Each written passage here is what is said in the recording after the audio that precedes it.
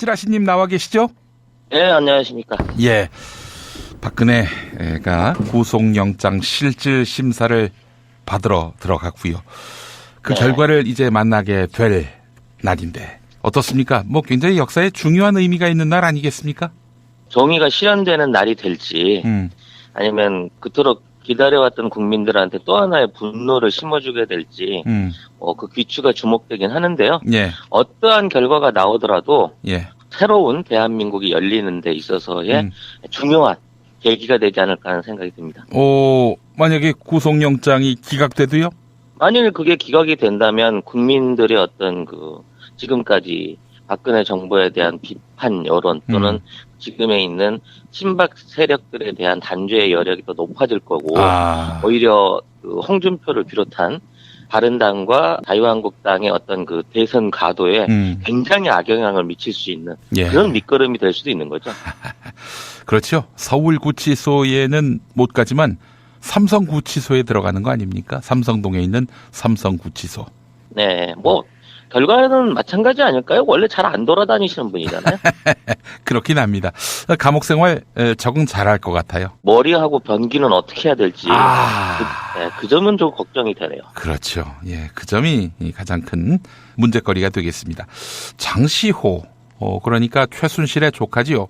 장시호가 통일은 대박이다 이 말을 했을 때 박근혜가 대통령을 한번 더 해먹을 생각으로 통일은 대박이다 이렇게 표현한 것이다라고 이야기했다고 하는데 정말 그렇게 되면 통일은 대박인데 본인만 대박인 거 아닙니까?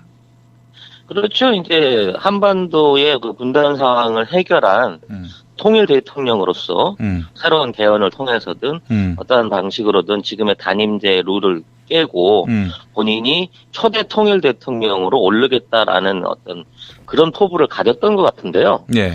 이 믿음의 근원이 전부 최순실의 꿈 때문이었나라고 생각을 하게 되면 참 그분의 어떤 무속적인 어떤 맹신 이 부분이 빚어낸 해프닝이었는데 그 당시 이제 모든 국민들은 대단한 어떤 근거라든지 어떤 앞으로의 통일 정책에 대한 특별한 준비가 있는 것으로 믿고 또 관심을 가졌었는데 지금 보면 허탈한 얘기인 거죠. 그 스포트라이트라는 JTBC 프로그램에서 이제 폭로된 거 아닙니까, 그게? 네네. 그러니까 이런 거죠. 박근혜가 확신하고 있었던 것이 수년 내로 북한이 무너진다. 그럼 자연스럽게 그 영토는 남한에 복속되고 따라서 본인이 이제 남북한 통일 정부의 첫 수반이 될 것이다. 이런 그림인데 이거 너무 날로 먹는 거 아닙니까? 맞습니다. 지금 있는 상태에서 우리가 자주적인 한반도 통일을 이루지 못하고 북한 정권의 자율적이 됐든 내부의 쿠데타 세력에 의해서 됐든 외압에 의해서든 북한 정권이 지금처럼 불시에 무너져 버린다고 하면 그 자리를 그대로 우리가 올라가서 차지한다는 것보다는 오히려 중국이나 러시아나 주변 강대국들에 의해서 오히려 그쪽이 점령되거나 그쪽의 세력들한테 지배받을 가능성이 훨씬 더 높습니다. 그러니까 양국 정부가 충분한 대화와 타협과 교류를 통해서 자연스럽게 정치적으로 경제적으로 순차적으로 통일해가는 모습을 만들어냈어야 되는데 그런 플랜 전혀 없이 저기가 그냥 무너지면 그냥 무혈 입성할 수 있을 것이다라는 상상을 했다는 것 자체가 정치적으로 외교적으로 생각이 있는 사람인가 싶은 거죠. 한중경제연구소장이신데 만약에 그런 시나리오도 충분히 상정해 볼 수 있는 거 아닙니까? 북한이 무너지면은 이게 저 한반도가 다 남한 정부의 영토가 되는 겁니까? 그렇지 않습니다. 왜냐하면 지금 북한에 가장 정치적으로 경제적으로 영향을 미치고 있는 국가가 중국인데요. 중국은 한반도를 대륙으로 침투해 들어오는 일본과 미국 세력의 일종의 완충지대로 생각하고 있기 때문에 북한 정권이 존재하거나 아니면 통일이 되더라도 중국의 우호적인 한반도의 정권이 들어서는 것을 최선의 정치 목적으로 하고 있습니다. 만일 남한이 지금 사드 문제도 그와 비슷한 상황이라고 보면 되겠는데 미국의 군사기지 역할을 수행을 하고 미국의 전략 무기들이 들어와서 경제적으로 또는 군사적으로 미국에 복속돼 가는 듯한 모습을 보는 게 앞으로 그 중국 정부의 정권 유지 차원에서도 굉장히 심각한 문제거든요. 좀 더 구체적으로 설명을 드리자면 예. 시진핑은 이제 올해로 예. 집권 5년을 마치고 예. 올해 11월 달에 5년 후에 자기 권력을 승계할 사람들을 네. 뽑아야 되는 중대한 그 선거를 앞두고 있습니다. 선거가 아니라 회의죠. 예. 그 상황 하에서 지금 시진핑이 자기 사람을 씹어서 자기 위주의 다음 정권을 만들어내는 그걸 위해서는 지금 미국하고 중국 간에 벌어지고 있는 경제적, 군사적 갈등의 부분 안에서 강경한 모습으로 국민들한테 신뢰를 심어줘야 되는 겁니다. 예. 이 중요한 시점에 뭐 일방적인 미국의 요구를 받아들인 사드가 대한민국에 배치가 됐고 그런 정권이 탄생해서 유지된다고 하는 거는 시진핑 정부로서는 외교적으로 굉장히 큰 타격을 입을 수밖에 없는 것이기 때문에 예. 그 11월 달까지는 지금의 사드에 의한 사드를 원인으로 보지 않더라도 너무 친일 친미로 돼 있는 현재 정권에 대한 중국의 압박은 내외적으로 그치지 않고 더욱 강경해질 것이 분명하고요. 예. 그 11월 선거가 지난 이후에 뭐 제재를 풀거나 대화 국면으로 돌아갈 수 있는 계기가 마련될 것으로 예상이 됩니다. 예, 그래요. 한마디로 얘기해서 지금 중국이 눈을 시퍼렇게 뜨고 있는데 이 북한 체제 붕괴가 결국 뭐 남한으로 자연스럽게 영토가 이양되는 그런 상황을 허용하지는 않을 것이다. 이런 말씀이군요. 네. 예. 지금 이제 중국의 주력 미사일 부대가 이제 동풍 미사일이라는 부대가 있는데요. 예. 이게 이제 사거리가 800km에서 1000km 좌우되는 중국의 주축 미사일들입니다. 예. 근데 이 미사일 기지가 전부 한반도와 중국의 국경선 부분에 위치를 하고 있기 때문에 예. 만일 군사적으로든지 어떤 그 문제가 생기거나 미군과의 그 한반도 안에서의 국지전이 벌어지게 된다면 한반도 전역이 다 사정권 안에 있는 거고요. 예. 예.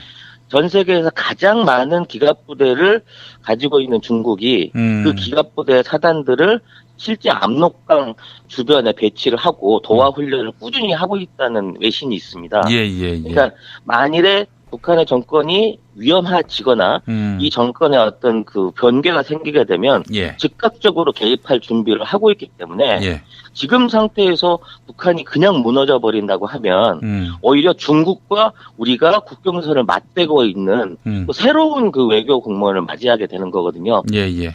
그래서 너무 낙관적인 박근혜 그 통일 대박론은 지금 생각해 보면 헛웃음밖에 안 나는 그런 해프닝이었다는 생각이 듭니다. 그러니까 결국 이제 최순실이 뭐 꿈에서 혹은 뭐 점쟁이한테 혼수를 들었는지는 알 수 없습니다만은 그냥 뭐 아무런 정치적 외교적 고려 없이 그냥 북한이 무너지면 그 땅은 우리 땅이다.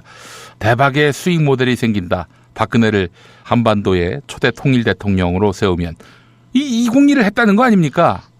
그렇죠. 그리고 그 현행 법상으로도 이제 단임제로 돼 있는 그 권력을 어떻게든 이어갈 수 있는 방식을 그런 부분에서 찾았다고 하는 게 이게는 이제 권력 유지와 정권 연장에 대한 어떤 플랜 같은 것도 얼마나 주먹구구식이었고 생각이 없었나 싶은 거죠.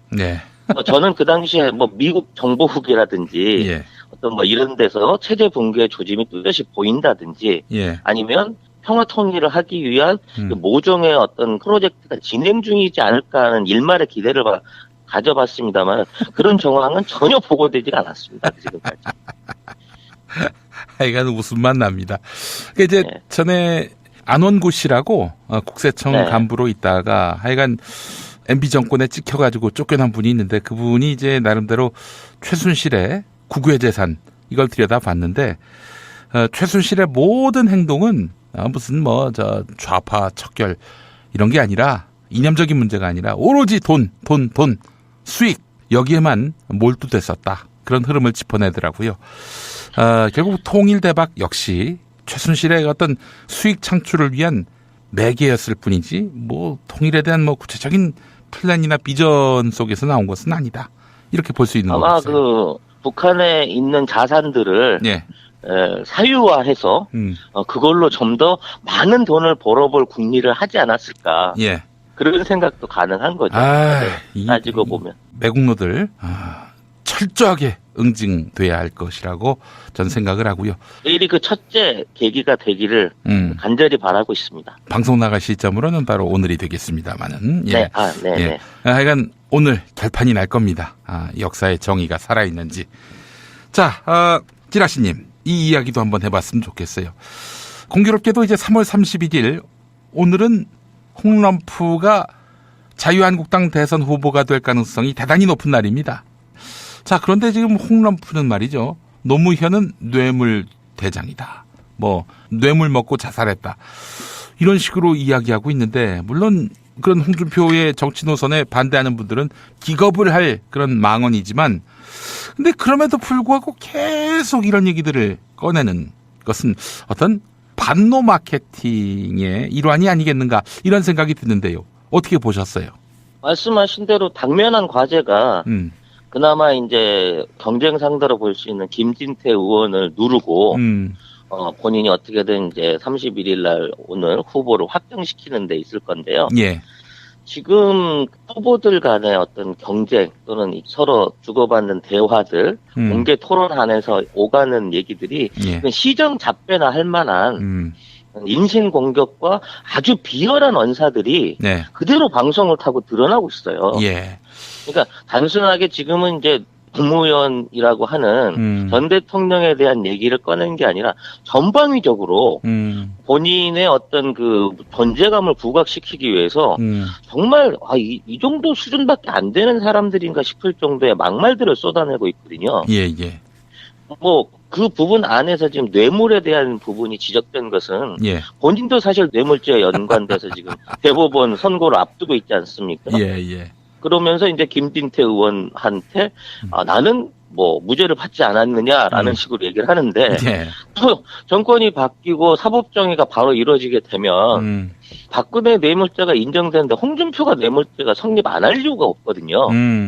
그렇기 때문에 후보로 나오더라도 그럴 리는 없겠지만 당선이 된다고 하더라도 이게 정상적인 도덕성을 갖춘 대통령으로 자리를 잡을 수가 없는 거죠. 그러다 보니까 비교가 될 수 있는 다른 대상을 같이 물고 늘어져 가지고 자기 자신에 대한 일종의 핑계거리를 만드는 데 지나지 않는 것 같고요. 이런 식의 막말을 통한 주변의 시선 집중을 통해서 자유한국당의 후보가 된다고 하더라도 본선에서도 이런 유로밖에 정치 공세를 펼 수 없는 사람이라는 게 드러나 버린 거죠. 아니 근데 말이죠. 전략적으로 그게 맞는 전략입니까? 아니 노무현 전 대통령이 지금 가장 존경받는 전직 대통령으로 꼽히고 있는데 박정희를 누른 지 오래예요. 그럼에도 불구하고 다수 국민의 표를 받아서 대통령이 되겠다는 사람이 다수 국민의 지지를 받고 있는 전직 대통령을 비방모략한다? 무슨 목적과 목표를 갖는 전략인지 도무지 이해가 안 됩니다. 물론 홍준표가 기대할 만한 또는 의미가 있을 만한 지지를 얻어낼 수는 없을 겁니다. 근데 그걸 위해서 유일하게 공략할 수 있는 방법은 현재 이제 대구, 경북, 경남, PK에 있는 정통적인 지역 정서를 호소하는 수밖에 없을 거거든요. 그러다 보니까 그쪽 지지자들한테 쉽게 말하면 노무현 전 대통령에 쏠려있던 호감 부분을 어떻게든 깎아내려야 하는 일종의 지산과제가 있는 것이고 나중에라도 어떤 그런 공방 내지는 누가 영남의 적자인가, 누가 영남을 위해서 정치를 할 수 있는 사람인가 이런 거를 하기 위해서라도 지금의 이 노무현의 그림자를 벗겨내기 위한 굉장히 고단수적이고 치졸하긴 하지만 정치적 계산이 돼 있는 그런 이제 발표고 그런 이제 어록이다라고 인정을 해야 될 것 같습니다. 그렇다면은 지금 말씀을 들어보니 홍준표는 이번에 대통령이 될 마음이 없다. 이런 뜻으로도 읽힙니다. 대세가 이미 기울어져 있기 때문에 지금 있는 상황에서 자신이 당선되리라고 믿지는 않을 것 같고요. 그렇기 때문에 실은 경남도지사 보궐선거 못하게 꼼수를 쓰는 거 아닙니까? 근데 그거는 법적으로 본인 혼자의 계산인 거고요. 선관위가 일요일이라도 그 사퇴서를 받아서 처리해버리면 되는 거기 때문에. 그렇긴 하네요, 보니까. 그게 문제될 수 있는 사안은 아닐 겁니다. 근데 이건 이제 본인의 생각으로 그렇게 잡고 가는 거고요. 홍준표 입장에서는 다음 그 본인의 정치적 행보나 어떤 정치적 행명을 위해서라도 어떻게 해서든 영남 안에서라도 30-40% 이상의 지지표를 받아내야 되는 게 지상 과제인 거고요. 만일 그걸 못하게 된다면 그동안 어떤 그 여권, 그러니까 지금의 새누리당이 가져왔던 정치적인 본산 자체를 민주당에 그대로 내주게 되는 결과가 있게 되는 거거든요. 예. 그러면 재기불능이 되는 거죠, 현재로서는. 이번 선거 자체뿐만이 아니라 앞으로 뭐 총선에서도 지방선거에서도 도저히 이길 수 없는 당으로, 소수당으로 정치 세력으로 전락할 수 있는 부분이 있기 때문에 어떻게든 뭐 사활을 걸고라도 지금과 같은 비상식적인 정치 공세들을 풀어냄으로 인해서 지역 정산에 나이 많은 어르신들의 어떤 그 동의와 지지를 구해보려고 하는 마지막 전술인 거죠. 이제 홍준표가 내세울 수 있는. 또 그런 면도 있고 워낙 홍준표가 이 당에서 마이너니까 그렇지 않습니까? 네. 마이너 아니에요. 그러니까 그렇죠. 확실하게 그 주류로 뿌리 내리기 위해서 자유한국당의 그 대의가 그런 거 아닙니까? 노무현 반대, 좌파 반대. 그러니까 그 정서의 정면으로 호소할 수 있는 길은 다른 무엇보다도 뭐 정책에 대한 비난보다는 노무현이라는 일개인에 대한 비난으로 이렇게 확실하게 자기 색을 드러냈을 때 TK의 주류로도 자기가 우뚝 설 수 있다라고 판단한 것 같습니다. 현재 홍준표 지사의 지지율이 10%를 넘지 않고 있습니다. 예. 홍준표 지사는 32일 날 후보 경선이 끝나고 나면 어찌 됐든 대연정에 대한 제안을 주고받을 수밖에 없는 입장인데 예. 그 안에 어떻게든 의미가 있는 지지율 회복을 못하게 되면 앞으로 혹시라도 있을 수 있는 범여권의 정계 개편이 예. 지금까지 가장 높은 지지 수치를 받고 있는 안철수를 중심으로 이루어질 가능성이 높기 때문에 지금 시간이 없는 거예요. 바로 오늘 이후 4월 5일 전에 모든 대선 주자가 확보되기 전에 범여권 안에서의 어떤 그 세력 규합을 위한 최소한의 기본표를 만들어내야 되는 과제가 있기 때문에 아직 자기네 경선이 끝나지도 않은 상황에서 전혀 엉뚱한 노무현이라고 하는 민주당의 어떤 그림자를 걷어내고 있는 선수를 친다고 이렇게 분석을 해야 되는 게 맞습니다. 그러니까 이제 결국 생존을 위해 생계형 노무현 모략이군요. 그렇죠. 근데 참 애잔하죠. 왜냐하면 세월이 다르고 이미 이제 노무현 대통령에 대한 재평가가 어느 정도 끝나 있는 상황에서 이런 이제 구태의연한 방식으로 정치를 풀어가고 있는 뭐 자유한국당이나 홍준표 지사에 대한 지지율은 오히려 역풍을 맞아서 더 떨어지게 될 공산이 높지 않나. 뭐 결국은 단당으로서의 마지막 발악을 하고 있는 게 아닌가라는 생각이 듭니다. 예. 아주 지적이 예리합니다. 제가 생각해도요, 이건 지금 이성적으로 할 수 있는 선거 캠페인은 아닌 것 같고, 예. 네. 하여간 이렇게 해서라도 생존, 아니, 기생하려는 자유당 참 애잔합니다.